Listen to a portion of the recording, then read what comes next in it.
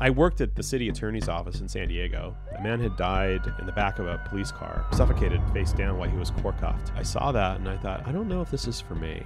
I just had a hard time with it. So when my dad said, hey, why don't you take a year off and come back to Hawaii? And I always wanted to come back. I didn't have this romantic story of growing up in the family business. A lot of people grow up in the family business and that's wonderful. I didn't. And it maybe gave me some different perspective. An elderly woman's husband had passed away, was having an open casket funeral, and wanted to bury her husband in a brand new long sleeve Tori Richard shirt. We actually made a custom shirt like in 3 days so he could be buried. But for me, it was the most prophetic kind of customer interaction I could have. Our customer was literally dying off and being buried in our product. And if that's not a mandate for change, I don't know what is. One of the strengths of the company is our resiliency and our adaptability to the times. We don't make the same product that we made 70 years ago. So how do you stay relevant? There's these periods that you have to go through a little bit of a gut check where, hey, things are changing, we should change too. A brand is not a static thing. You have to keep nurturing it and feeding it and pruning it. And that's what we've done successfully. One wish I have for my children is to be able to identify the opportunities and then take advantage of them. They're not mini versions of us. They're their own person. We create incentives and disincentives that sometimes that love can appear conditional. It's not. We're charged with loving them, but also helping raise them and supporting them. But whether or not kids really understand that, I hope they do. Greater Good Radio. Connect, learn, heal, and grow is brought to you by Brain Gain Hawaii, a boutique executive recruiting, career development, and coaching firm. Learn more at braingainhi.com. Welcome to Greater Good Radio. I'm your host, Evan Leong, and today's guest is Josh Feldman, the president and CEO of Tori Richard, and my longtime friend. Hey, Evan. So thank you for coming. Thanks for having me. And, we were thinking about how long ago we did this, and I can't believe the last time was on this was almost 20 years ago. Yep. Yeah, that's amazing. So how would you introduce yourself these days? Well, I guess it's a straightforward title. I'm president and CEO of Tori Richard. That I think is fairly descriptive, but I try not to have any pretense about anything else. I'm a father and all the things that I was a father 20 years ago too, but actually we only had one at the time. Now we have two. But yeah, I think that would pretty much sum it up. If you could only have this conversation for your grandchild or great-grandchild to get an understanding of who you were, who their family was, the time and so on, then maybe use the space for something like that. Yeah. And so this will be our test. Yeah. I guess of that. And when you shared with me, I thought, well, that's really heavy. I mean, in a conversation, like, can you sum up who an individual is? And of course, there's who I think I am, and then there's who my family think I am, and then people I work with and broader community that I'm engaged with. And I don't know how to define that outside of my immediate sphere, right? So I'm going to focus it on where I feel, okay, right? Where that is. Yeah, like an understanding of who you are now, context. Yeah. When you think about that, like, well, the context is who were your influences? And when I think about, the two biggest influences outside of my immediate family, of course, my mother and my father had probably the most dominant influence on me, but next in line would be my grandfather, and I shared stories with you. This is my mother's father, who had this quintessential American story, who emigrated from Russia, from Kiev, actually Ukraine, which is today Ukraine, or maybe it was more Belarus. But in any event, emigrated to America in the turn of the century, and as a 5-year-old boy, and spoke no English. And then, 5 years old, neuroplasticity being what it is, you learn English pretty quickly. And his parents brought him over, or his whole family came over, the whole Ellis Island, thing.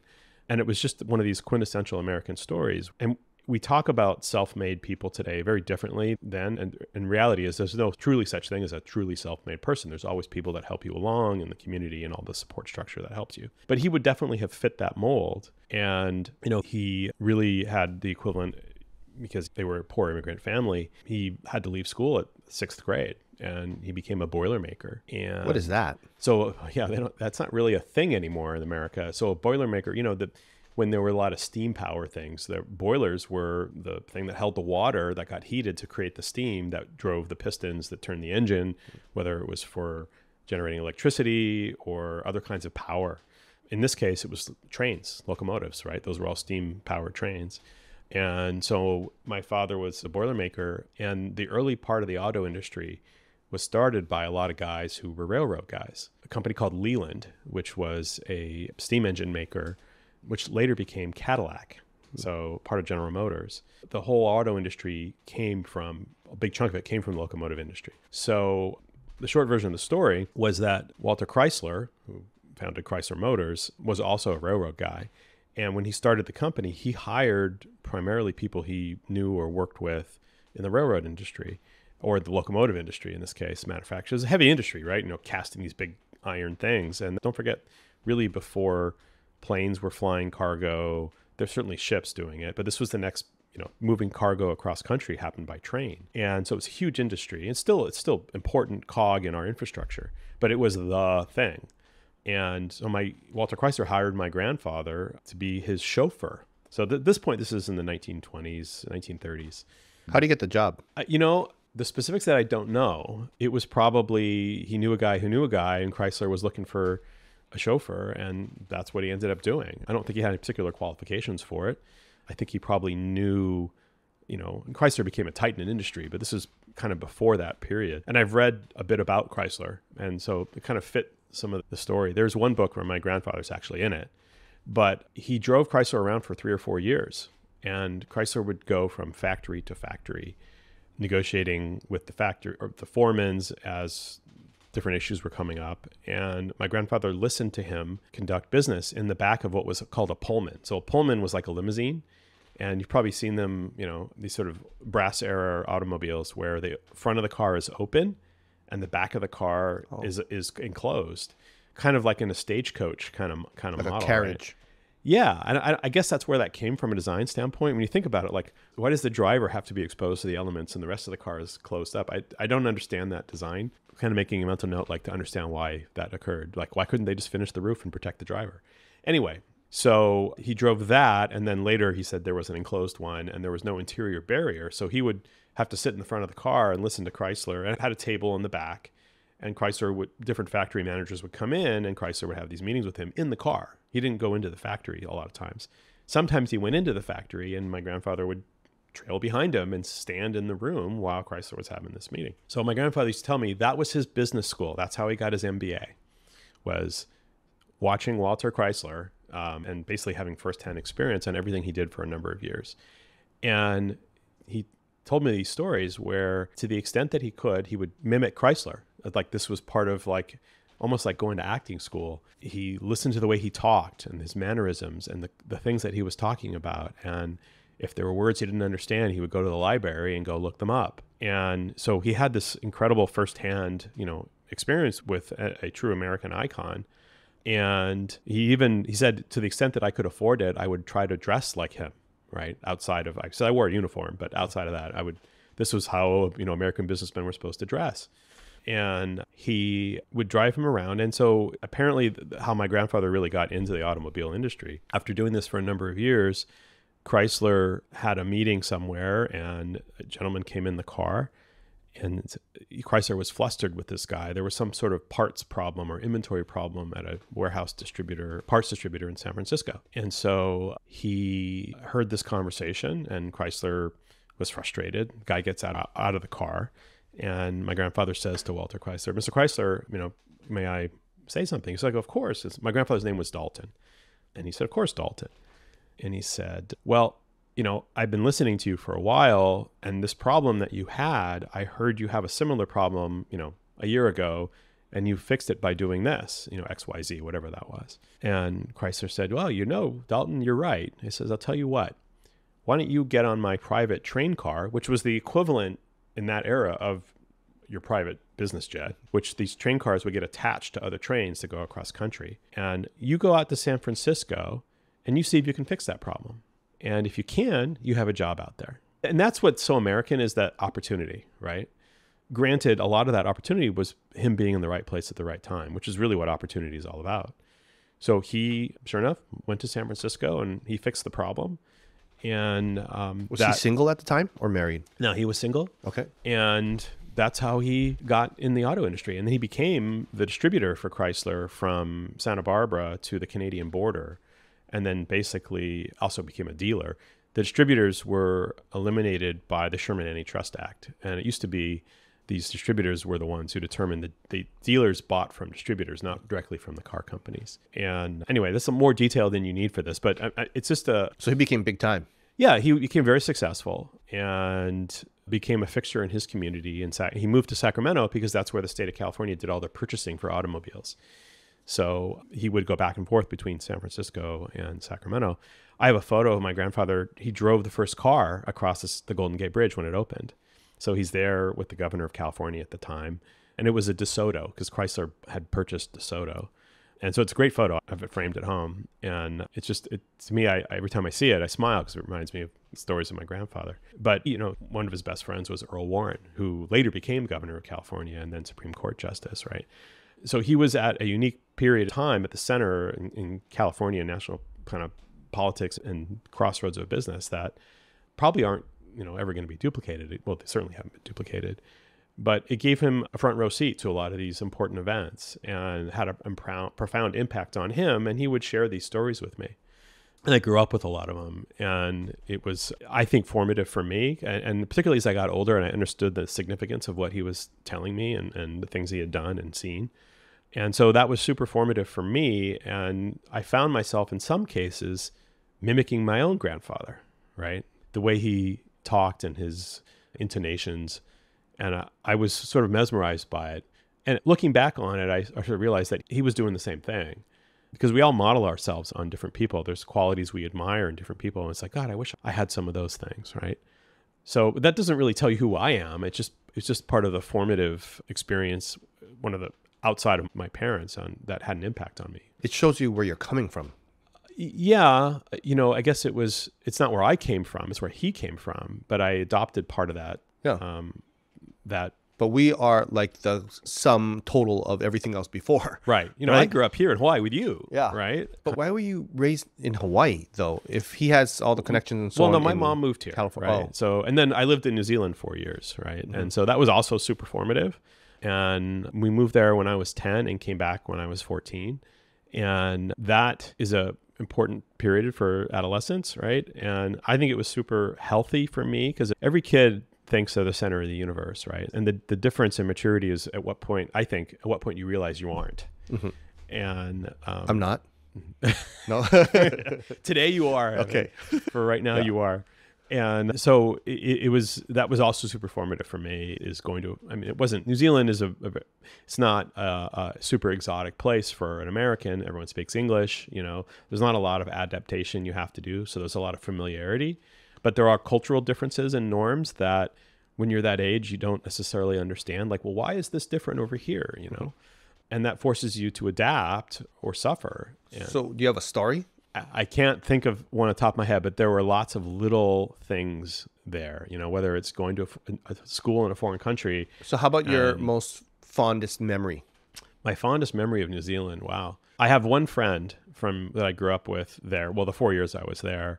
And his name is Duncan, and maybe he'll see this at some point, where I lost touch with him for almost 30 years. And thanks to social media a few years ago, he actually found me and reached out, and then we reconnected. I took my family down there, and we visited New Zealand for the first time in almost 30 years, and we got to see him. And I have a lot of fun memories about him and the things that we did. I had my first job there. I was a newspaper route, and which I have to share as an anecdote. The word route in New Zealand or in Commonwealth countries is not the same meaning for us. It's slang for having sexual intercourse, right? So I would go around saying, "Oh, my paper route," and people would just start giggling, right? They say it too, though, over there, or no? It's just that we call it paper route over here. They don't call it paper route. Oh, okay. Yeah. I forgot. It was, delivery or whatever, or schedule.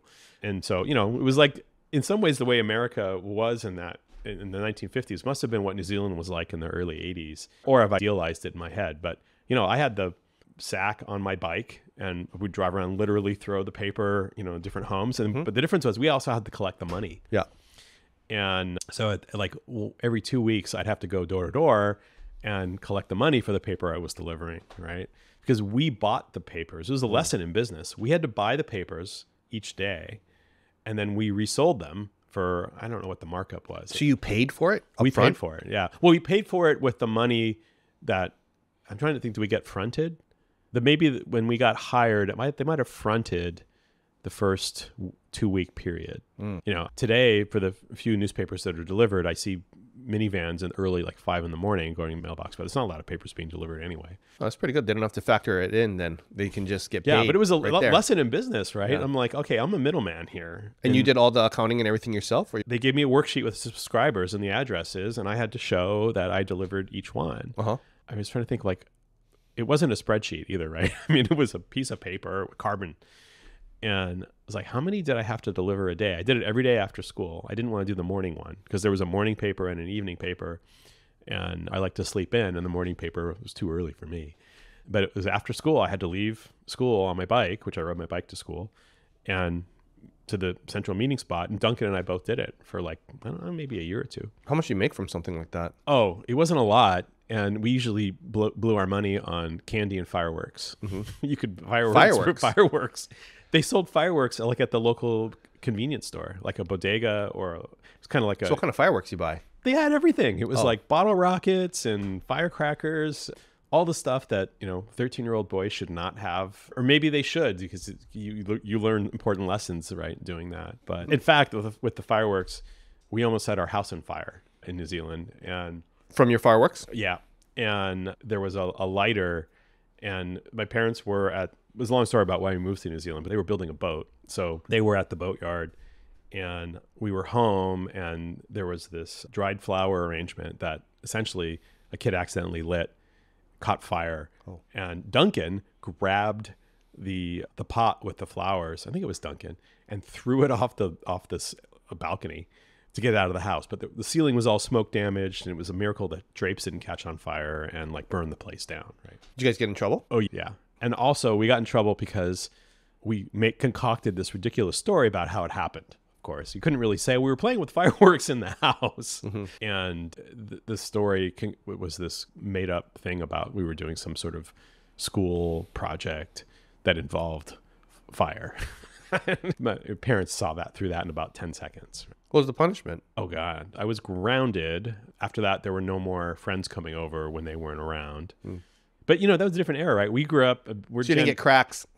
No, we were Gen Xers, right? I mean, like, we were latchkey kids, and we had a lot of time on our hands with no adult supervision, right? That's sort of, looking back on it, my kids talk about that. It seems to be one of the tells of Gen Xers, is this sort of adolescence without adult supervision. I mean, you had the same experiences, right? You come home after school, there was nobody home. Well, I had a paper route too. So paper route in fifth and 6th grade with Matt Mealy. Okay. Our other classmate, right? Yep. And then we would deliver the papers in Manoa. And I remember... Was it on your bikes? Yep, on our bikes. Yep. And then we would collect money. But here's the interesting thing. I'm 5th grade, right? Yeah. I convinced the neighbor down the street, because he would always be fixing mopeds and so on. I convinced him either to sell me one or give it to me, which, you know, I don't think he's supposed to. And so you were like underage. 11 or 12 years old, and you're riding around on a moped, which you're not supposed to. Okay, so we're getting there, right? So on that, now we'll go fill up gas too. And then I convinced my brother to deliver the newspapers for me. So my brother would go on the moped and deliver them. My brother's 5 years younger than me. So a 6 or 7 year old? First grader riding a illegal moped, for the most part, up and down, Manoa Road and so on, delivering newspapers, and then filling gas. Going to the gas station and filling gas. Yeah. You got to fill gas, right? At the 76 station at Manoa? Yeah, pay cash and then fill gas.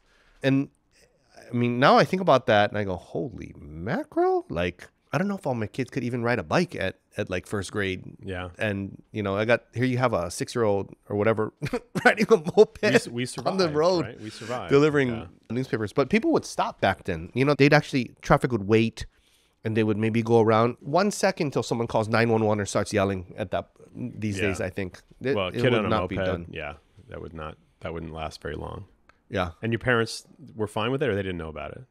What do you mean they didn't know about it? Yeah, they weren't fine here with it. Oh, they were fine? Yeah. They didn't say it a whole lot. I don't know if they thought it was a good idea or a bad idea, but they didn't. Yeah. At least they didn't have to do it, probably. Because on Sundays, I remember the first Sunday that we started. Because you had to do Sundays in the morning. Right. Yeah. And the guy comes at like 3 a.m. or something, right? And leaves them at your door? He drops off stacks of them on outside, right? But the papers were like this big when you wrapped them with the news. And our bag in front of the bike was like this. You could put like 3 of them or something inside. Yeah. And it's all hilly. So we're like, I don't know how we're going to do this, dude. I don't know how we're going to do this.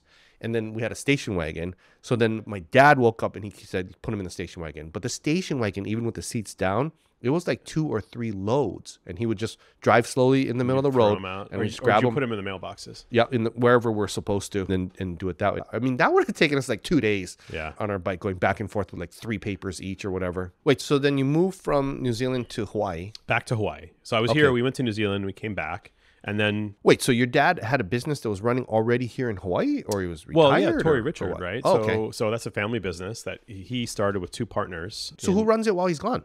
Well, so he had professional management in place. So he retired, if you will, when we moved to New Zealand. My dad was older, right? He served in World War II. When we moved to New Zealand in the 80s, there was a whole professional management group that was running the company.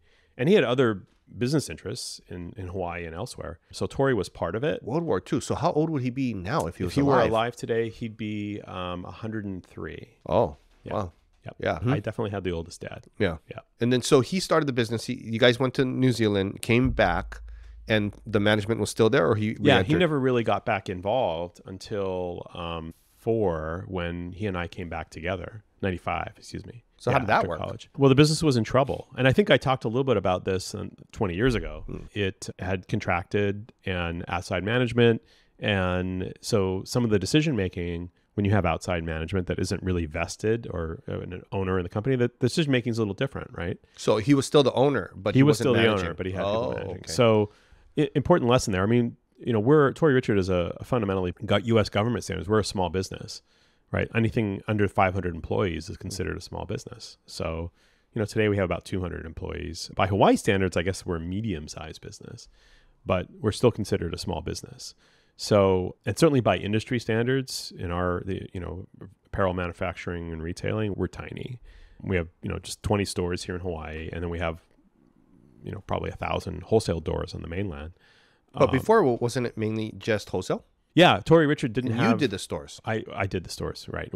And to be fair, and I wasn't alive for this, my dad said in the 1960s, they had about 7 or 8 stores under a different name. And I think they were called the holiday shops. And occasionally on Etsy or eBay or some vintage clothing stores, I'll see labels for holiday shops. And there was a lot of reasons for that. Back then, you were either a wholesaler, manufacturer, or you were a retailer. There was very little of what we call vertical retail today. And what vertical retail is, which we take for granted, we think that is kind of normal, is that a company would manufacture whatever the item is, and then they would also retail it directly to a consumer. And would that not be common because there's a channel conflict, or? Yeah, the early days of channel conflict was it started where, you didn't have the technology and the ability to have these. There's a lot of reasons for it, but essentially there were a lot of middlemen in the business. So Tori Richard was a company that was designing and creating this product and manufacturing it. And then going around the country, we had showrooms in Dallas, Chicago, 2 in New York, and 1 in LA, where buyers for department stores, and that was the primary way in the 1950s and 60s that consumers would see apparel, is they would go to a department store and buy it there. There was no, internet or anything like that. So if they wanted to see what was fashionable or new things, they would get the ideas. It's probably so hard to see of anything. It's like direct mail, or there really wasn't. There was the Sears catalog, right? Yeah, yeah. So how would you even find out about stuff? And that was probably accounted for the vast majority of how consumers learned about new products and saw products was sort of distilled by buyers and put in the store. There was magazines that you could see trends and things like that, but beyond that, that's how you found new looks and things. The trends were moved a lot slower, right? Because things were disseminated a lot slower. And a couple of things happened in retailing, and a lot of people point actually to Ralph Lauren as the one who changed this model. And that's not that long ago. This is in the late 60s, early 70s. I think Ralph Lauren started in the late 60s, and they started originally making wide ties. He went around and he changed. Remember, in like Mad Men, they all wore these skinny ties, skinny suits. And Ralph Lauren was the one who's credited with kind of changing the way the American man dressed, and just by changing the width of the tie. And it's funny because in the clothing business, and clothing is suits in trade terms, we think clothing is everything. You and I aren't wearing clothing. We're wearing sportswear, believe it or not, in classification in apparel merchandising. Clothing was men's suiting. And the only thing that really distinguishes men's suiting from one era and another is the width of the lapel on the suit and the width of the tie. Not a lot of things to change, right? So it's pretty boring. And so it was when Ralph Lauren came out with these wide ties, it was pretty radical. So he went around and sold these ties all over the country. And that was when people wore a lot of ties. And he then said, oh, well, I should make some shirts to go with these ties, and started building a full collection rather than just an item or what we call a classification. So he built this full collection, became very successful wholesaling that to department stores, whether he sold it to Bloomingdale's nationally or Macy's or to Nordstrom, stores like that, right? Some that are still around. I could throw other names that aren't around anymore. It wouldn't mean anything to most people. There's, I think, like the number of department stores has contracted like by 95% over the last 50 years, right? So Ralph Lauren was frustrated. The buyers for this product were the department store buyers. So if he wanted to make, say, when he wanted to make suits, the buyer's like, no, you're a tie guy. We'll buy ties from you. We're going to buy suits from this other company. And so it was very frustrating for him. And he says, well, I want to create a retail environment where you can experience everything the brand is about, what Ralph Lauren is about. And so he built this store, and talk about channel conflict. So his customers were livid, the department store buyers. Well, you're competing with us. Stay in your lane. You're supposed to be a wholesaler. We're a retailer. And what he kept doing was he would open a store, and they found that the sales, say you opened a store at a mall in Peoria, and there was a Macy's store right there at the same mall. And what they found was the sales of the Ralph Lauren product in Macy's also increased at the same time the sales in his own store increased. So it created more brand awareness. So they didn't kick him out? Some did, but they all brought him back. I mean, it was a kind of a victory for him. It took a few years to prove this out. So the point so counterintuitive when you think about it. Right. Right. But it was really a sort of an early lesson in branding. And it also allowed him to expand his collection. So it's like educating the customer and awareness. Yeah. Like they see the Ralph Lauren suit at Ralph Lauren, and maybe they didn't buy it. And then next time they were at Macy's, like, hey, where are the Ralph Lauren suits? Or no, we only have maybe the ties. It's on sale. Well, today, that's definitely the Right. dynamic. They're a lot more promotional today than they were then. Mm-hmm. But that's a whole different discussion about branding, and do you allow that to happen from a brand standpoint, because it diminishes the brand equity. There was a great article in the Wall Street Journal last week about all the luxury brands. What are they doing with their excess merchandise, right? And 10, 15 years ago, they used to literally destroy them. They would burn them. And think about how wasteful that is, right? And it became quite controversial. Because they're trying to keep the value up, like a Louis Vuitton or something Exactly. bag. You don't want to lower your brand value. Right. And so you don't want it to be marked down. Oh, I'll wait for the sale. Well, if you wait for a sale of something, why would you pay full price? And that diminished the value of the product today. And so part of branding is managing that expectation, right? If people know that you're not going to be able to find this item at a reduced price and you want it, you're going to buy it now, or you might not get it. So right? do they still reduce inventory of excess items? So that was what the point of this article. And it works really well if you're growing, because there's continued demand growth for your products. Whereas once it flatlines and you're still projecting and making more product than the market needs, what do you do with that extra piece? So that's what this article was about, because luxury, coming out of the pandemic, luxury retail had been on a tear, and now it's flatlining.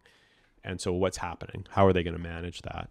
Similarly, H&M, the fast fashion retailer, a few years ago, I might be dating myself a little bit here. I feel like it was happening after COVID, has somewhere around $3 or $4 billion of excess inventory that they can't sell. Because normally you just return it back to the vendor. Well, where does it go from there? Right? What do you mean the vendor? I mean, H&M is the vendor in that case, right? Even though they're using it's their the factory, brand. They own it. They bought it from a okay. factory. They had it made at the factory. They own it. Right. Where do the goods go? And so, sometimes it'll be sent to third world countries. Well, today, we're in such a global marketplace that if you send something to Kenya, it could show up on eBay in Peoria. So the ability to manage your brand that way, if you're a big brand, I mean, we're small, so we don't have those kind of issues. But if you're a big brand, how do you navigate that? So what are they doing? Or it was like, what do we do? Right. It was a little bit of that. So it's interesting to see that play out. I mean, some of it is you have to start producing less today and you hope and you work through that inventory. Or, there's quieter ways to do those kind of promotions. But part of what the demise of the American department store is in part because of that ball that Ralph Lauren started rolling, but also this sort of vicious cycle that they created about this aggressive markdowns. So the point where the American consumer, we're all kind of indoctrinated with this, that, well, it's going to be on sale eventually, so I'll just wait for the sale. And there's some truth in that, right? But the key is to reduce production so that you're not, that's wasting, right? I mean, you want to only make as much as you have to sell and then not waste. Right. And fast fashion has this problem in spades because they produce at scale to bring costs down. And it works great as long as you're making the right stuff. But when you make the wrong stuff, then what? And then you think about the environmental impact on that and what it means. The fashion industry historically is one of the worst environmental polluters. How are you guys handling like stuff that goes out the back door or falls out like stolen items or like counterfeit items and things like that? Yeah, how is that handled? For actually, no, luxury good companies, if they find counterfeit, they will literally destroy them. Those aren't things that, which is also wasteful, of course, because some other. But what if they're not counterfeit? You know what I mean? Like it's like the contracted factory or whatever makes 10,000 for you, and they happen to make another 2,000 because they had excess whatever, and then that went out the back door. Well, in a way, that is counterfeit, right? Because it's not authorized merchandise. Okay. That might not be the right term for it. A great person to have on the show would be Martin Shaw. As you know, Martin. He's a local IP attorney, one of a handful in tier. He's quite prominent nationally for his work that he does. And he does this stuff all over. I think he is several luxury brands, and he would never tell me which ones, but I kind of guessed, have him of counsel to work through these issues. And he's been there when they steamroll over, the fake sunglasses or things like that, and then throw it all away. But where were we going with that? That was, so it was really about the department stores and how we got into a very long-winded story, how we started to start selling our product direct to consumers through our own stores. And what was happening, fast forward 20, 30 years, today at Ala Moana Center, it's less so post-COVID, but pre-COVID, and it's true for every major retail center in the U.S. today, there's very few merchants left that are buying a product from a company like Tori Richard and then reselling it to consumers.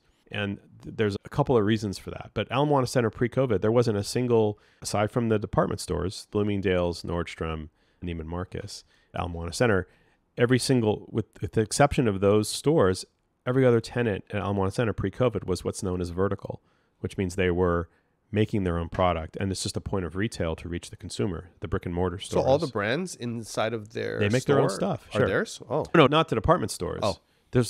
We still do business with those stores I just mentioned, but probably half of the merchandise in a typical department store today is made by the department store through what's called a private label program. In part, so they can capture that vertical margin. At Costco. Yeah, it's a great example. And in some cases, they'll go to the house brands and ask them to manufacture it. Other times, they'll do their own sourcing and manufacture it themselves. But what it does is it allows them to capture more margin.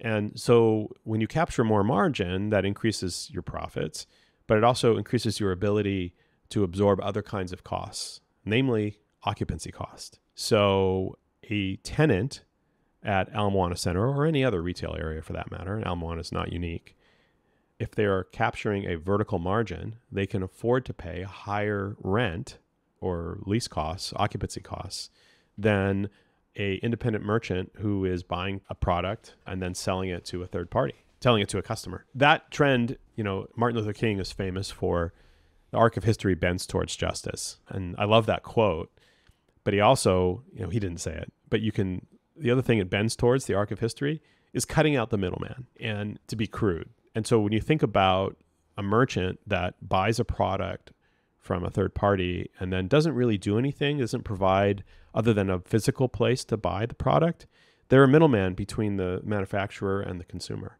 So that has naturally squeezed out. There are lots of great merchants that buy product, but they're doing something different. They're providing an experience, or they're providing some other value to the transaction or to the consumer that justifies their positioning between the manufacturer and the consumer. You look at Tesla's business model. This is one of the reasons why they're so disruptive, is they've completely eliminated the dealer network, right? And the American dealer network in the automotive industries that we talked about earlier has its origins in the founding of the car industry, which is the capital required to open these dealer networks globally or nationally was so intensive that they would go to third parties to become dealers to make that investment and say, hey, please go open a Ford dealership and we'll sell you the Fords and you take a markup on them and then the consumer buys the Ford from you. Tesla eliminated that, right? So they capture that margin that the dealers have historically had.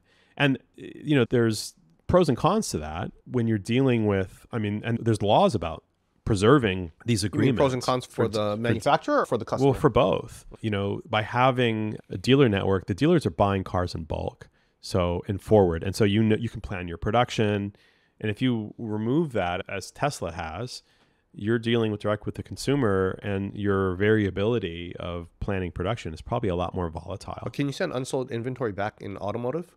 I don't know. I'm not a car dealer. You know a lot of the car dealers in town. It's probably a good conversation with them. I don't think so. I think if you're able to send it back as the dealer, then that's a different story. Right. But if you cannot, then I don't think you can, because the dealers are effectively buying the cars before the consumer is buying them. I know that's the case for most dealers. They have to have so much capital or access to capital to do something like that. Right. It's high ticket purchases. So it's a tough business. People, especially over the last couple of years, as dealers have added that extra markup in that. So you kind of like owning your own stores? When you say owning our stores, owning and operating your own independent stores, yeah, as opposed to just wholesaling. Well, we like both. We do both, and we do both because that's the reality. We've been in business almost 70 years, and we evolve. I think one of the strengths of the company is our resiliency and our adaptability to the times, right? We don't make the same product we made 70 years ago. We don't have the same channels of distribution we had 70 years ago. And so we've evolved with the times. Here we are 70 years later, and now we have retail stores, and we have, of course, online where we can interact directly with the consumer.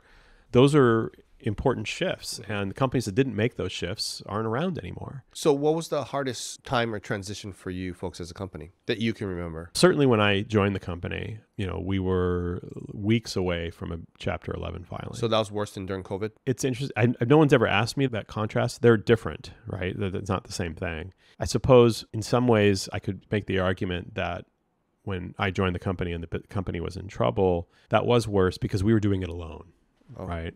This was unique. This was a problem of our own making. And we didn't have government support. Like you were drowning by yourself instead of like we were everyone was choking kind of ourselves. drowning. Right. Yeah. Whereas with COVID, as grim as that was for everybody involved, we're all going through it together. And, the government rose to the occasion, and it basically, I think saved the American economy. Mm-hmm. There were a lot of excesses that happened with it when the abuses we've all read about. But were it not for those programs, certainly I think we'd be in a very different situation. So back then was harder because it was almost out of business? Yeah, no, we were almost out of business. How did that come about then? Like you just decided I'm going to come back in? Or when did you guys realize, oh God, we got a problem? Well, this was when my dad came back and asked me. I was finishing college and I was on so my... he didn't know? Oh, no, he knew. Oh. That's why he was coming back. He was coming back around the same time. He didn't come to my college graduation. And he was older. He was in his 70s, right? When you imagine seeing this happen, and to be fair, it was his fault, right? Because he was remote. It's interesting. I have a lot of sentiments around this remote work, but he wasn't engaged in the business because he had people, quote unquote, running it. And so he wasn't there, on a day-to-day basis. A lot of people didn't even know who he was. Well, kind of? Yeah, not really that. It's just he wasn't involved with the product. He wasn't involved in the sales. He wasn't involved in any aspect of the business. Mm-hmm. He started it with two partners and then let it kind of flounder for a long time. And it certainly wasn't his intent, right? He didn't make it to your college graduation. Yeah, because he was here. And then I left right after and came here. And I thought I'd be here for a year. How did that work then? He asked you to come back and work for the company? I was applying to law schools and I was taking the LSAT. He said, why don't you come? And I think he could feel something. He sensed something in me that I didn't really want to do that, but that felt like what I should be doing at that time. And that's interesting. Well, there was whatever, okay, well now you got to go to grad school kind of pressure, right? You didn't really want to go to law school. But I think he knew that I didn't really want to go to law school. I never had the conversation. Okay. And that's nothing against lawyers. A lot of wonderful lawyers out there. But maybe it wasn't for you. Well, I worked at the city attorney's office in San Diego for a couple of years while I was in college. And, this is an important feature that part of defines me a little bit. Was I sat particularly in one particular case, and I worked for the city attorney's office it was an internship program that they had with the school, where I worked with the investigative arm for the city attorney. And the mayor at the time was a woman named Susan Golding. And San Diego's has what's called a city manager with a weak mayor system. The city manager has a lot of the operational. It's a little bit different than Honolulu. Anyway, the city of San Diego only had 2 or 3 attorneys on staff at that time. So the manager is the powerful one and the mayor is not really. Correct. The manager is appointed by the mayor, I think. I'm sure I'm butchering the system a little bit. But the point I was getting to is I was there at an interesting time because Susan Golding, the city was a target of a lot of slip and fall litigation. And the city decided to hire more attorneys and as a deterrent force in part for a lot of this litigation, but also to just manage it. And so it was an interesting time to be there. I sat through the case almost from beginning to end. A man had died not ostensibly, in the back of a police car, suffocated, placed face down while he was core-cuffed. And his family sued the city of San Diego and the police department. And so I sat through the whole case. The police in the back were holding him down or something? No, he was undergoing what they called cocaine psychosis. And they had core-cuffed him, put him back, and... What is that, core-cuffed? What is that? It's interestingly similar to... It's hogtied, is what they changed the name to sound better. Oh, man. And so this particular case was actually brought up as the George Floyd case was being litigated because in fact, one of the expert witnesses, I believe, was the same one about whether it was possible. And the coroner at this case, and we're getting way off on a tangent here, the coroner in this case had left it ambiguous whether or not it was possible to suffocate while being hogtied in the back of a police car, which is exactly what happened to this guy. But he was also undergoing cocaine psychosis, and he was naked, or not, I don't know if he was naked, but he was in the middle of 3rd Street Promenade by Horton Plaza in San Diego at like 2 a.m. and the police, and he was, obviously had some substance abuse problems, and the police tied him up and put him in the back of the car, and that's how he died. This is 1994, maybe 93. And wait, that's just before the Rodney King? No, right around. It was after Rodney King. Okay. Yeah. So as you imagine, there was a lot of sensitivities around it, and it had a lot of attention on it. I sat through the whole thing and provided support as an intern. They would early days of LexisNexis, which I don't even know if that's even around anymore with the internet. I think so. Is it? Yeah. Where, the city had a dial-up modem, and I got to play around in LexisNexis and do stuff. And so sitting through that, and in the closing arguments of the case, they talked about how much they were asking for the city. And the attorneys kept lowering the amount on this guy's life. And I saw that and I thought, I don't know if this is for me. You mean the attorneys that were asking for the amount? It was sort of the closing arguments. And, it's been a while, but it was presenting, hey, we're not asking for the city for much. And by the way, we discounted it already. And it was strange to be in that it was like part of it. Yeah, it was part of it, but it was almost to show how reasonable their ask was to the jury. And for somebody's life. Yeah. Or maybe it was in close things. I don't remember if the jury was in the room or not. There was settlement, all sorts of things, right? And just that whole exchange, I just couldn't wrap my mind around at the time. And not really fully understanding, like, hey, you don't have to be if you're going to go to law school, you don't have to be a criminal lawyer. I mean, of course I knew that. It just didn't feel right. I just had a hard time with it. And so when my dad said, hey, why don't you take a year off and come back to Hawaii? And I always wanted to come back, growing up here, I jumped at it. And so I didn't have this romantic story. And I know we talked about this 20 years ago. I didn't have this romantic story of growing up in the family business, playing under cutting tables, which I think is probably a good thing. A lot of people grow up in the family business, and that's wonderful. I didn't. Mm-hmm. And it maybe gave me some different perspective. So when you came in, if you're kind of brand new, then where do you add value right off the bat, that's a great question. And I was 22, 23 years old. And that was, where do I add value, was a big question, because especially in a business that's about to crater, what is this kid going to do? And so my dad and I divided and conquered. He obviously had the wisdom and experience, and I worked on product. So what we had to do at the time, we had a lot of excess inventory, which is what we talked about earlier. We had to move through that excess inventory, which generated cash. And was the inventory even nice? No, you know what I mean? No, it was terrible. Because it's terrible. I wouldn't wear this stuff growing up. I have, from our high school graduation, I have one photo of me in an Aloha shirt that we made. It's probably the only Aloha shirt I owned in high school because I was embarrassed of the product that we made, right? It was like old man kind. Yeah, it was old man kind. I go, oh, have I ever told you a story about the woman who called very emotional and wanted to bury her husband in an Aloha shirt? I tell the story to all the new hires at the company. And this is an important story. And I guess if my great-grandchildren are going to see this at some point, it's really more about mandate for change. And so what value does a 22-year-old offer in that situation?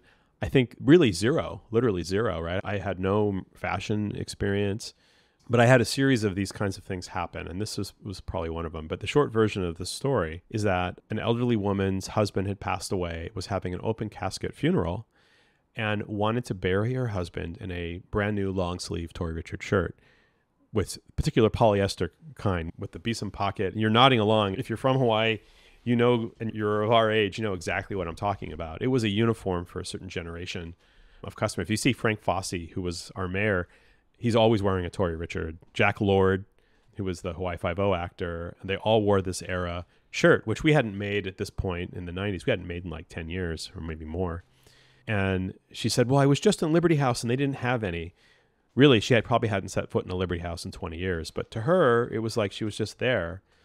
And she was desperate. She wanted it to be a long sleeve shirt, particular kind, because she wanted to cover the dialysis shunt in her husband's arm. And we did the right thing. We actually made a custom shirt like in 3 days so he could be buried. But for me, it was the most prophetic kind of customer interaction I could have, in that our customer was literally dying off and being buried in our product. And if that's not a mandate for change, I don't know what is, right? It's testament to the kind of brand loyalty that we had, but it also reflected that we weren't relevant today. And so it was easy, especially in a time of crisis, to make radical changes to product because you had nothing to lose, right? This old cliche about keep doing the same thing over and over again. So it was a real easy debate internally at the company where people would say, oh, well, people still buy this. I was like, yeah, but they're being buried in it. So maybe it's time we come up with some new things. So we've gone through these evolutions. We don't make the same thing, as I said earlier, the same product that we made 70 years ago. So how do you stay relevant? Well, there's these periods that you have to go through a little bit of a gut check where, hey, things are changing. We should change too. And knowing when to do that is, I think we've been fortunate or maybe lucky on being able to make those decisions, because all of the companies that we started with in this industry, they're all gone, all of them, or they've changed hands multiple times. So, you know, a brand is not a static thing. You have to keep nurturing it and feeding it and pruning it. And that's what we've done successfully. And there's sort of, you know, at one point we used to make these shirts with giant collars, right? With like the 70s. Well, at what point do you stop making those? I bet if we made them today, we'd probably sell some. Mm-hmm. But you have to know when to move on and let go. And that's really hard. So have you ever had something where you sold a lot of, but you're like, oh, this is the wrong direction for us, so you have to cut it and then move in a different direction? All the time. And, you know, for a company like ours, with our different brands that we own and manage, some of which have been around almost 100 years, we have a lot of customer interaction. And when you change a product, customers let you know if they're unhappy with it. And so how you know which ones to listen to. So you have to have the conviction and know, I mean, listening to customers is super important. I don't want to underestimate that. But you also have to have a perspective and a vision. A lot of times, if your brand is only responding to customer feedback, you're not leading, you're just responding. And then what differentiates you from any other brand or any other product? So you don't want to be that derivative. It's like what Steve Jobs, I'm going to butcher this, but it's like if we listened to what people wanted, we'd have like a faster horse or something like that. I know it's a falsely attributed comment to Henry Ford, who said, if I listened to our customers, I would have had to come up with a faster horse. Mm-hmm. It turns out he never said that. I don't know who said it, but it makes for a great story. Pretty good. Yeah. Pretty good. Yeah. So, and we might have even talked about that very quote in our last 20 years ago. Because I bring that up. I should have listened to that last one, but dude, seriously, I can't remember. Yeah, I can't remember either. But people at the office, like if anyone's listening to this, they're rolling their eyes, especially about the shirt, about the story about the woman burying her husband in the shirt, and then that Henry Ford. Because that's the one you keep going back to all the time? All the time. Yeah. We have a new hire coffee when we onboard new employees, and I'm always there with them. And I talk about that story. So with that story being said, what's the main takeaway you want that new hire to take away? I think to always be open to change and embrace it. We don't do change for change's sake, but change is the only constant, right? That's the cliche. It's the only consistency is the fact that things change all the time. And so how we adapt to it, how we respond, and how we implement change is really the most important thing, because sometimes people get left behind. They don't like the change or whatever it is. And we have that in our own lives too, right? All the transitions that occur, stages of life, kids go off to college, and all those things. So that's probably the one thing that from that story. The other one I think a lot about that I haven't found a way to implement is curiosity. And, you talk about what is one of the one things that I would like my kids to have or to know about me that I think was important in my career. And that is the curiosity. And sometimes that gets substituted for passion about something. Is that curiosity in everything or just one thing? Well, I think I am naturally curious, and I am naturally curious about a lot of things. And maybe it's a reflection of, it's a kind of ADHD. Was your grandfather like that? I don't know. He certainly was curious about what he was involved in, for sure. I know I am curious. People, I think, acknowledge that about me, but sometimes I'm curious to the point of distraction. But I view that as maybe my superpower. Well, then you don't let the small details get missed then. Yes, but sometimes I can go down the rabbit hole on the small details, right? Yeah. And is that important to the bigger picture? And as our company has grown and we've brought in more professional management, senior management, people smarter, wiser, with much more experience than I have, and they kind of hold a mirror up to me and point this out. It's like, should you be worried about this thing? And when there's these other issues for you to think about, and it's really hard. In a way, it's almost as if we had a new startup, right? And they talk a lot about founder culture and how that's different than the operator. And I think, coming in the business at the time that I came in and the way that I came in, it feels like a bit of a startup. And so here we are, 20, it's almost like private equity person sending their people in to an extent. Well, you know what I mean? Private equity is kind of a dirty thing. No, right? but it's like, I gotta fix this thing. So you're sending in the people to go and fix it. Yeah. Private equity then would then sell it and move on, right? And or they would have come in at that time. Maybe as a distressed debt. Yeah, exactly. You know what I mean? I'm coming as distressed debt, and then I'm going to get it going. Yeah. But it's really like you have like wartime general, you have peacetime general. Yeah.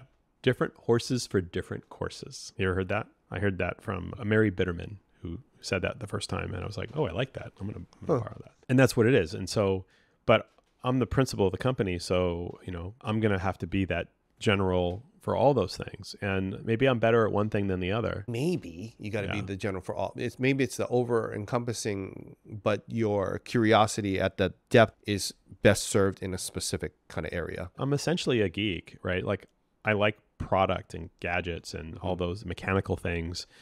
And I could live in the product world in the company, but it's really people that make that possible.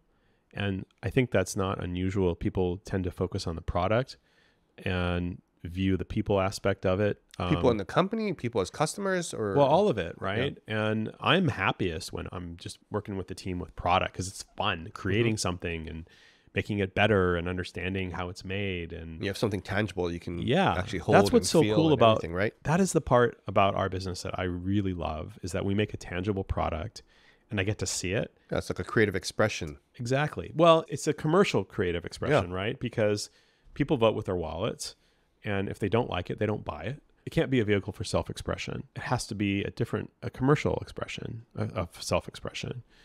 We're telling a story. Unless the commercial viability is from the personal expression, the same way as music is done, or art, or anything else. True. Or even certain types of business. Some of those concepts are more ephemeral. Certainly art and music are both tangible products, but they're consumed, and ours are consumed. Yeah, it's an interesting parallel. Yeah, you're taking something that's a wave and you're making it into a particle.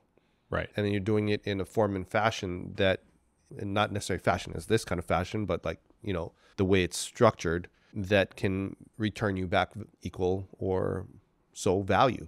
Yep. Yeah. And when you do that at a high level, then you feel fulfilled and the business runs well. If those things are all aligned. when it's aligned. That's the ideal state, right? Where, in the industry, you see these companies start, and it's typical ethos where I make this product because I believe in it and I love it and I want to share it with other people. And that's a great story, but sometimes it's also the recipe for failure, right? Because, well, what if everyone else doesn't share your vision and it's just you that feel this way about it? So then you're out of luck. You're out of luck. One of the hardest things about the creative part of our business is, we have this big art team and we want to give the art team the support and the autonomy. And what artists want, what do they want? They want creative freedom, right? And so how do you do that in a way that also makes sure that you're making a commercially viable product? And that balance is really tough sometimes. So it's like creative freedom within a direction and some guardrails. Yeah. And sometimes the guardrails are really close. It's a narrow road, and other times it's a little wider. But yeah. I got to say, like when you first entered back in the company, and I remember it, I was like, oh, he's going into that kind of, because like, well, it's like old man style looking stuff. Yeah. And then things started coming out looking trendy, and I was like, whoa, and then silk and all that. Yeah. It's just a whole different animal. I mean, maybe somebody else could have possibly done that kind of piece or whatever, but I mean, it's your artistic eye and kind of your creativity coming through the tangible product. But it's not just mine, right? And I'm not an artist. So it's communicating and working with the art team. So the art, to me, not just the actual design, the print, right? Yeah, the artwork. The art is the work in general, right? Like you watch somebody deal with their team, you go, that was masterful.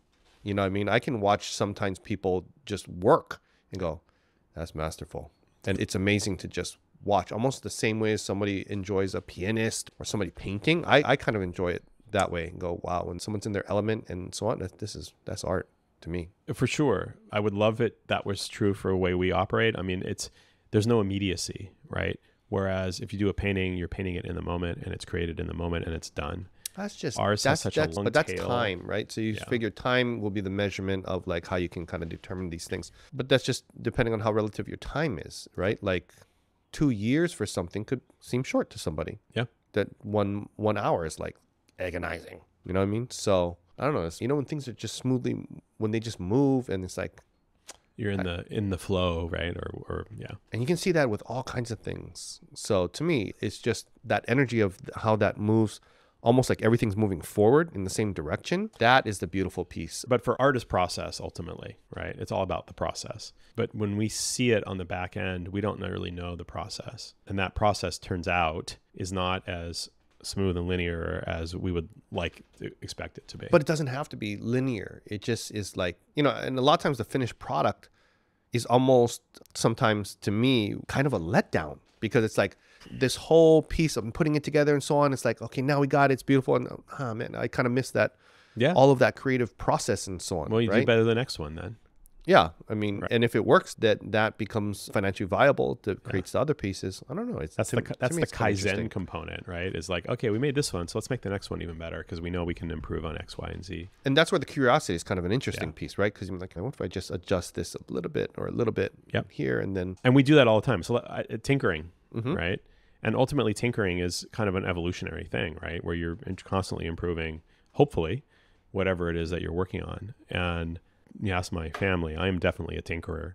I'm the guy in the house that fixes everything. You and Baron Gus kind of similar a little bit in that regards, right? Because he got all kind of different things going on. Yeah, Baron takes his obsession to another level. Yeah, I guess there's some kind of similarities. You kind of dress both trendy and fashionable and stuff. You know what I mean? Like you guys kind of similar a little bit. Well, I hope Baron watches this and hears me compliment him that way as you have. So yeah. Has he been on the show? The first time I should bring him on with his daughter, maybe, might be an interesting one. Yeah. But I think curiosity is important. And because if it's also that curiosity that lets people question things. Mm-hmm. And I don't mean question in an antagonistic way. I mean, just to ask the question, like, why are we doing this that way? Or why are things the way they are? And you ask those questions, it'll lead you on a path if you keep asking the question. And sometimes it leads you to a place that's unpleasant. But most of the time, it kind of validates like, oh, this is why it is this way. And so you have an understanding and then maybe a bit more contentment on that particular thing. But this is all to kind of where I was going with this is you do that long enough, then you also become part of the scenery and part of the problem so that you maintain that perspective to always be curious so that you are not now the one who is emotionally invested in whatever the old decision was or the old thing was. And do you have enough curiosity to question your own judgments from that you had made prior. But Can you that very same cannibalize what process. you did before in order Yeah. to stay relevant? Yeah. And It's really easy so when on. you have no stake in it, right? And so when you talk about 70 years of our company and having to reinvent yourself or improve every period of time, it's really easy to do when you have no part in what you're the old stuff that you're evolving or improving upon. It's really harder when it's your own stuff, right? Yeah. And what's the hard part about that? That it may be judged externally as not good enough, or what would be the hard part, you think? I think the hard part is having the perspective, because you bring your own baggage to those decisions or that viewpoint that you're like, oh yeah, I know how we got to this point. And so you sort of put it out of your mind. The decision's been made. And then to look at it freshly is really hard, right? Which is why you hear in organizations, oh, well, we do this because that's the way we've always done it. And then saying, well, is there a better way to do this thing? Sometimes it's hard if you were the one involved in making the decision that way. And so that's a fight for me. I want to maintain the curiosity of a problem, to look the virginity of the original problem, right? Is that I want to be able to be fresh and looking at a new problem, an old problem in a new way. So you want to continue to do that for like the remainder of your working career in Tori Richard, or would it be other endeavors, or who knows? Because we're not super young anymore. No, I think I'm really happy doing that. I think that's one of the things that I can do that adds value. You know, what's interesting about AI, you look at, because all the applications that AI essentially does that by digesting all these other data points and creating, if you will, an average of these data points, right? Does it bring it to the lowest common denominator or the highest common denominator? So AI isn't a solution for creativity, but it is a solution for process. And so you've probably read some of the hottest spaces in AI is the prompt writing. And it turns out that the more elaborate and sophisticated your prompts, the better the output is going to be from the AI. If you just give AI a sentence that says, write me a story about Napoleon in 1812, it'll just do anything. But if you go in and be specific about, well, why did Napoleon do this? Or how did Napoleon end up on Elba? All those kinds of things. I don't know why I brought up the Napoleon analogy. It's just something that popped in my head. But the more detail you can prompt the AI, the more curious you can be with the questioning of the prompt, the better the output. And that's kind of how parable for other things in life, right? That's like everything. The questions that we ask ourselves, or Right. the questions that we ask others, or the stories that we tell Or the more you put in, ourselves. the more you get out. And the more tailored and specific it is with the right prompt. Yeah. You ask the wrong prompt to yourself, which is, why did this happen to me? Yep. Versus the prompt to yourself, which is, why did this happen for me? You get a very different answer. So, but what does that have to do with whether you're going to work in this form or fashion? Well, I don't know. I think there's a lot of industries long. that people are asking themselves, like, well, is AI going to replace me? I wasn't asking that. If it No, is but gonna I replace mean, you. it's an existential question, right? Like, well, so am I going to work? I don't know the answer to that question. I enjoy what I do a lot. Mm-hmm. I suppose I'll keep doing it till I don't enjoy it. Most of it. I enjoy the creative part and the curious part and learning about or seeing new art or new fabrications and bringing that to market. That's fun. See, the other stuff can be repetitive and maybe, I don't want to use the word mundane, but finding the curious aspects of the other segments, So yeah, I mean, we're not young, but we're also not retirement age yet. So Retirement is such a loose term. yeah. You What know does what I that mean? even mean anymore? Right? Yeah. Because people are vital. Much It's more like the term, like the age that I'm talking about is like, when am I not fast anymore and so on. You know what I mean? Like, I'm not as fast, I don't think, these days as I used to be and so on. So yeah, I think that's how I'm thinking about it. Like, what am I doing here in these last whatever amount of time I have to really, make the most out of it? yeah. I mean, that's a great question to be asking, the idea of not wasting time, right? Because that's a decision too, doing nothing. So if you couldn't be in this company or this industry at all anymore, then what would you do? Well, anything commercially creative. So whether that would be that solving a problem, whether it be software development. I mean, I think I would have been pretty good at that, but maybe I'd have a hard time staying focused. Let's say that you were your kid's age right now. Yeah. Knowing what you know now, but you cannot go into this industry. Well, or law. What's that? Or law. Or law. Well, that's an industry that, a large chunk of it will be taken up by AI. It already is. Cannot go into either of those. What would you do? Actually, the one industry that AI prompters But to be a good AI prompter, you have to be educated, right? Because you have to have an understanding of whatever the content that you want to get more information on. You have to have the curiosity to be able to prompt the AI, or to have the depth of experience to draw it out of the AI. I talk to my son a lot, and he rolls his eyes about it, about like, these are the industries that are going to be I important. Feel like AI prompter though is a intermediary piece, because the prompting will get much easier and the interface will get easier. You can in figuring out for you what you want, because it will, but it's not going to be psychic. And, it's going to get close. But that's, if you want the common denominator, yeah, that'd be great. But if you're going to be creative, you're going to have to go to the depth to get more detail and more, not the broad strokes, right? Which is what AI is great at the moment. Yeah. But how is it going to know which direction to go if your prompt is short and sweet?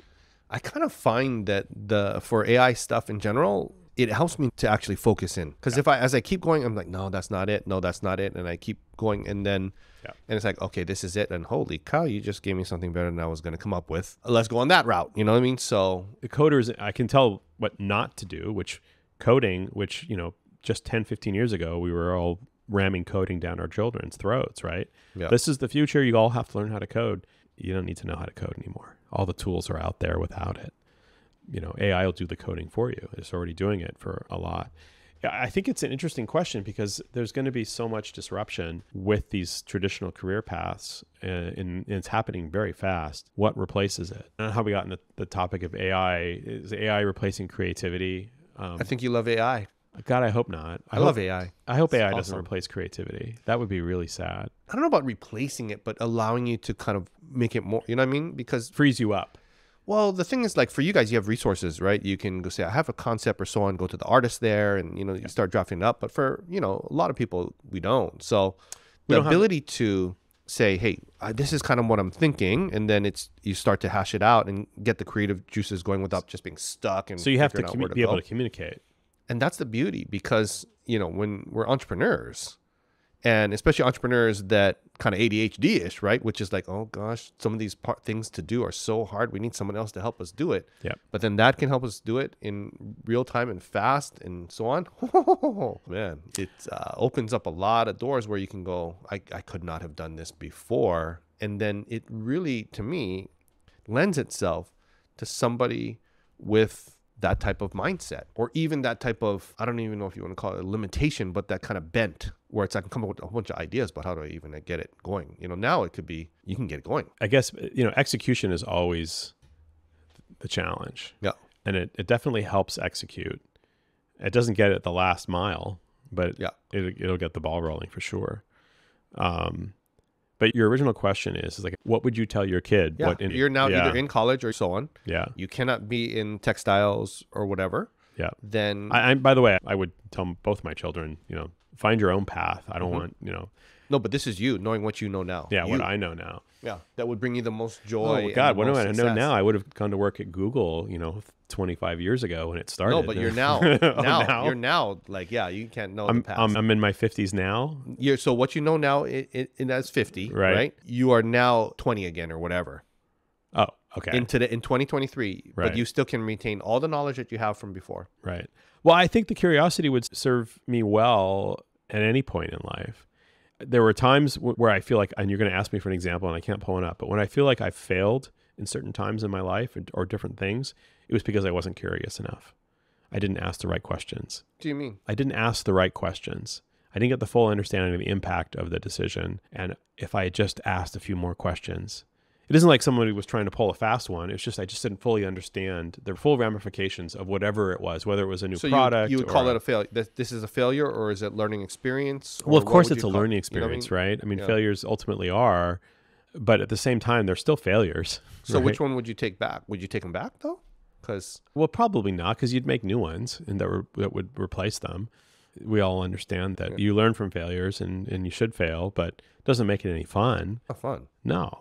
And so when people say, oh, take the decision back, well, you're just going to make different ones. So you're going to fail differently. And another way you might try not to have regret on failure.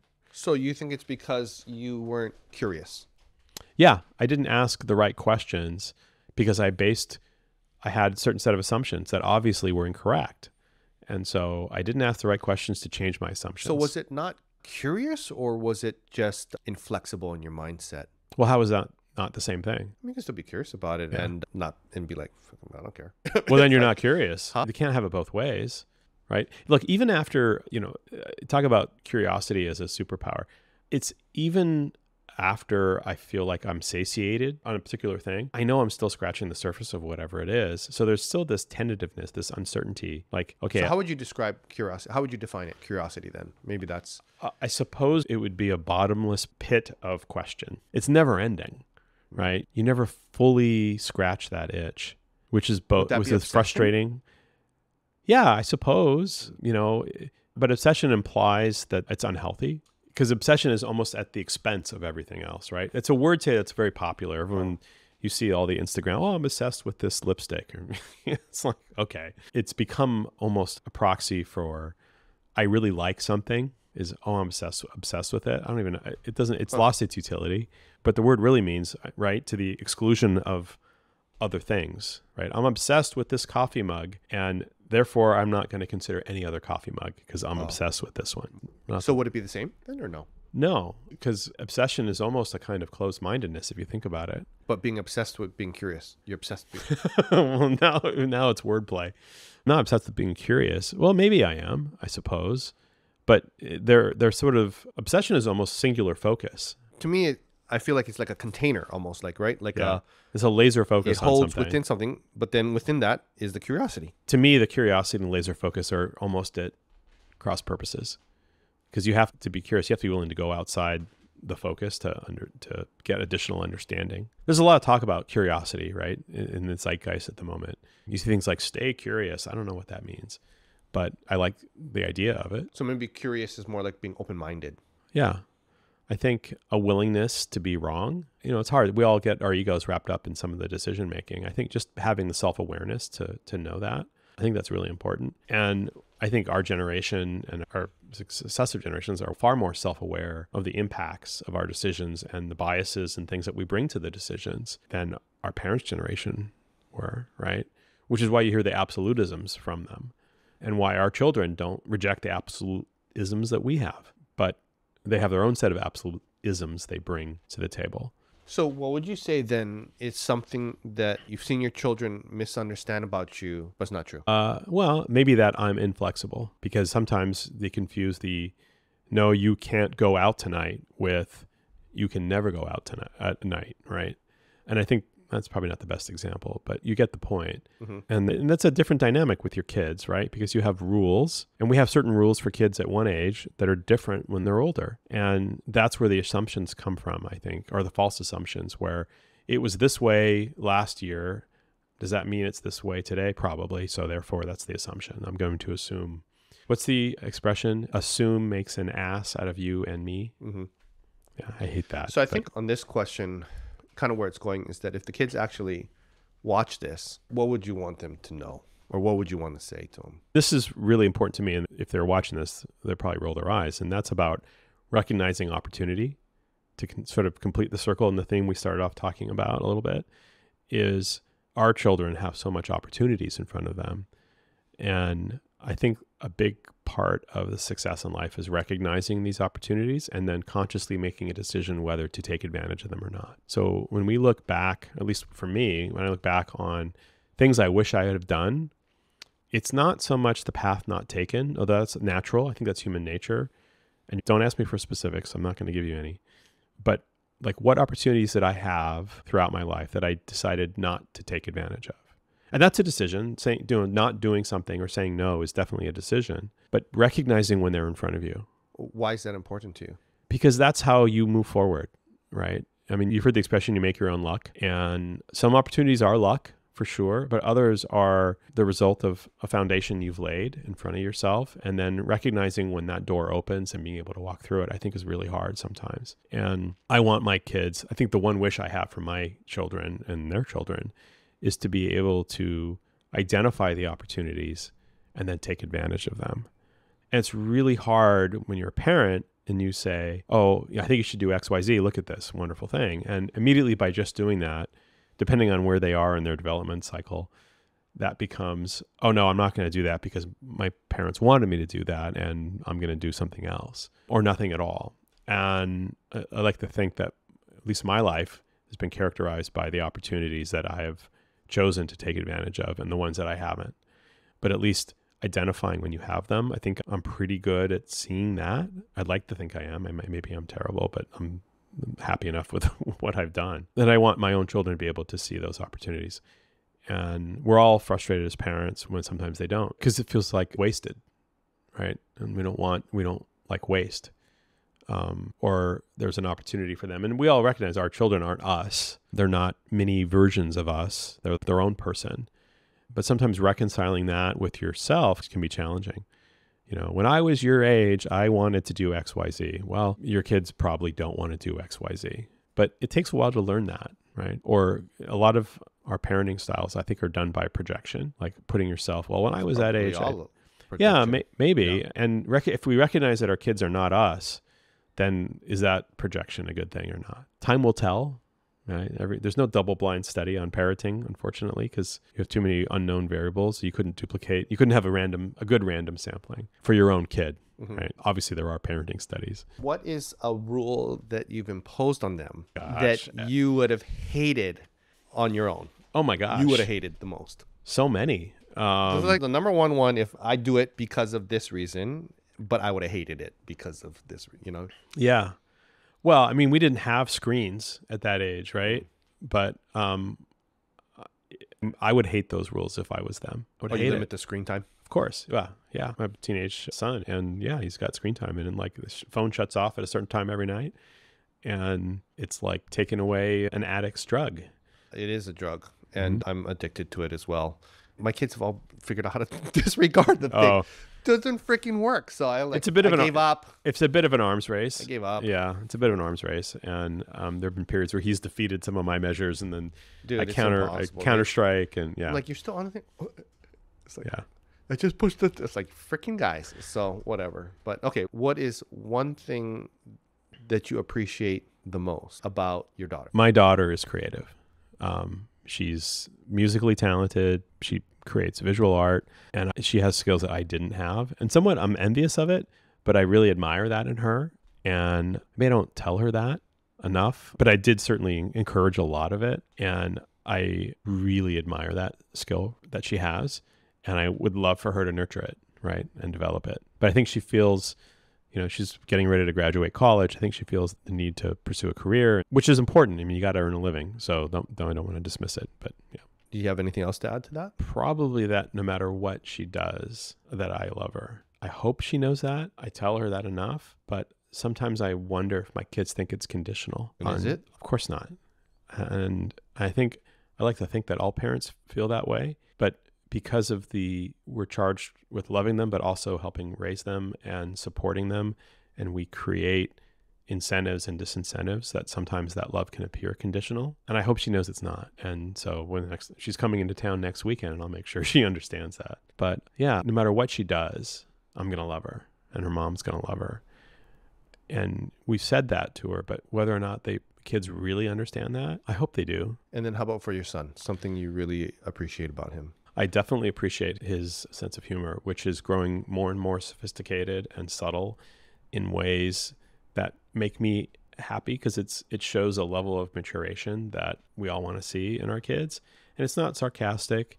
It's a subtle message that he understands when not to take something too seriously. And it's a lot of fun with him that way. So I really appreciate that. He can be incredibly observant in a way that I can't be.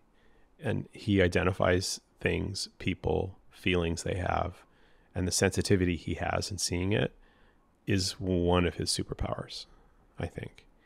And he has gotten very good at reading a room. And I don't think I've told him that, because I think he can still do better. But it amazes me sometimes. And then how about for your wife? We don't have enough time on this radio show to talk about all the things I appreciate about my wife. But for the purposes of this discussion, one of the things that is incredible, and everyone says this, but how supportive she has been to me, to the point of cognitive dissonance, that she supports me even when I think she knows whatever it is that I'm doing, she shouldn't support, because she knows that I want to do it. and she lets me be me. And I think that's really special. A lot of relationships, I think, is one trying to mold the other and to come up with some new sum. And she does this in a way that is incredibly loving and supportive. I know how she feels about certain things, but she doesn't undermine it. And I really appreciate it. I know she'll give me her honest feedback, but she'll support whatever it is that I'm doing or want to do or propose. Certainly there are things that she'll say, I don't want to do X, Y, Z. And she'll give me the list of reasons why. And then she'll sincerely listen to me about all the reasons why we should do X, Y, Z. And she'll truly consider them. You know, she doesn't have an agenda. She's a collaborator with me. And that's certainly on the life we've made together. And that's very much appreciated, right? I don't have a frame of reference. This is, we've been married almost 26 years. And I certainly hope this is how I always imagined marriage is supposed to be. It hasn't always been easy, but the fact that I know we're aligned. And then how about for your mom? What I really appreciate about my mother was she let me make my own decisions to the point of almost pure laissez-faire. And I think it had an important part in making me who I am, to be independent. And I appreciate that she let me make a lot of my own mistakes and didn't try to swoop in and correct them and allow me to learn from them. Never at the risk of my safety, of course. But it was a parenting style that I think for me worked out really well. And what would be your favorite memory with your mother? So both my parents smoked when I was a kid. And this was the era where you could smoke on airplanes, right? I remember we would fly to New Zealand from here, and it was thick black smoke, haze in the airplane. And there was a smoking section and a non-smoking section. The whole plane smelled like a pack of cigarettes. So my mom would smoke and blow smoke rings. And I always thought it was cool, right? It's like there's certain elegance, and she would be very casual, which was probably why that generation started smoking, because it looked cool, right? So I must have been 6 or 7 years old, and I said, Mom, I want to blow a smoke ring like you. And without missing a beat and without any expression, she handed me her cigarette. And she said, take a really long drag on it and give it a shot. And she showed me how she did it with her mouth. And even at that age, I knew this was illicit, right? I was puzzled. It was like, this is wrong, but she's telling me. So my mom said, it's okay, I'm going to do it. So sure enough, I take the cigarette and I take I think I just stopped coughing last week from that when I was 6 or 7 years old. And that might be one of my favorite memories of my mom too. And it sounds awful, but it's a great parable, because obviously I never smoked again from that. And that's exactly, I asked my mom about that years later, or several times. She says, that's exactly why I did it. I knew what was going to happen. I think I coughed up a lung. And she said, did you ever have an interest in a cigarette after that? I said, no, of course not. She's like, job done. And that was definitely my mom. So letting me make my own mistakes that way, but within the guardrails that parents can provide. Well, thanks, Josh, for coming today. Thanks, Evan. Thanks for having me again, 18 years later or whatever it is. Yeah. And I just want to acknowledge you. You've been a good friend for a long period of time. I learned a lot from you. You were our clothing sponsor for the first time around that we went on TV. So I got at that. And yeah, you've always been super supportive. And I know that you're a loving father. Thank you. So, thank you. Well, same to you, Evan. Yeah. Good to be here. If you resonate with Greater Good Radio, please join our community at www.greatergoodradio.com, where you can get access to exclusive content and offerings. Hope to see you soon.